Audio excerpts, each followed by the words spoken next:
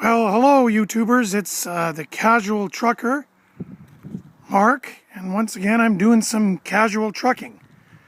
This time I'm just brought a load of fuel in a set of Super Bs pulled by a Freightliner Cascadia tractor, nice unit. And I just finished my pump off at Eagle Hills Co-op. Give you a little look around here. It is located between just west of Olds, Alberta, Canada, and Sundre, Alberta, Canada, on the junction of highways 22 and 27. Really nice country. If you look in the distance here, just off to the edge of the card lock, you'll see there's a big triple rig working out in the field there, big drilling rig. So we got things happening right close by. I'll just show you around. Really nice site here to unload at. Little porta potty. And here's the tanks we were just pumping into. They're above ground tanks. Really nice setup here. Really nice and clean and easy access. And the people here at the Eagle Hills Co-op have really set this up nicely. Emergency procedures. So we've got an alarm here for overfill on the tanks. Okay, they've even provided a little phone here for us, so it's really nice setup, really professional. Hats off to the people here. You get one or two that are kind of decrepit and old and makes you worry.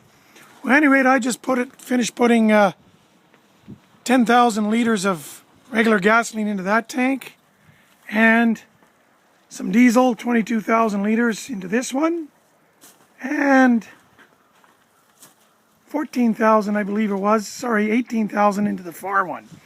So there's your tanks. And here's the manifolds where we unload to. Each one corresponds up to a tank.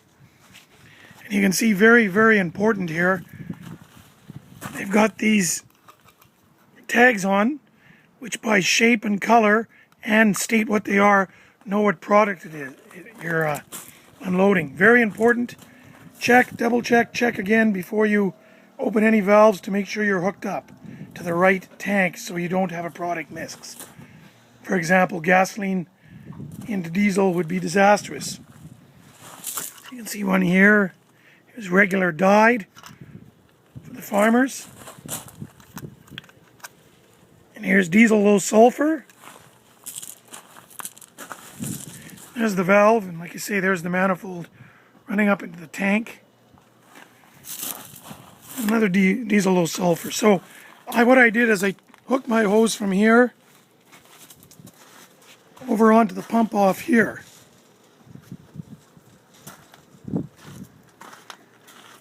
And here's your inlet to the pump. So that comes from my trailer. Pumps out through here. It's a PTO pump. I'll show it to you powered down here. You can see the shaft down there. There's your pump.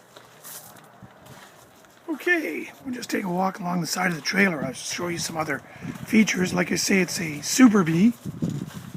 So these are your hose tubes here. These are where all your hoses are. Okay. And you've got various lengths. Here's your dipstick. Okay, and that's to dip below ground tanks or underground tanks like at your service stations. Put that back. Just looking towards the front there. Okay. And moving along here. Okay, we're very, very, like I was saying, very important to check the product tag before opening any valves. It says API valves. This is your API valve. Okay. This is, you undo this cap, your hose goes onto here, and this is what I'm pumping off from. Or if we were dropping to below ground tanks, that's where you'd hook to. This portion here, known as the API, or the dust cap, comes off to load at the refinery. So there's your valves, your API valves here. In this case, we have one per compartment. This is the lead trailer here. So the lead trailer has 3 individual compartments. And there's my dangerous goods placard. As they say, diamonds are a trucker's best friend. 1202 is for diesel. That's what I had on the lead. So, 3 compartments here.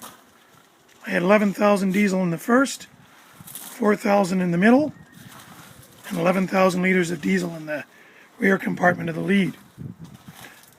Over here, this is called a scully, and what it is, it's got some lights on now. It's not working quite right.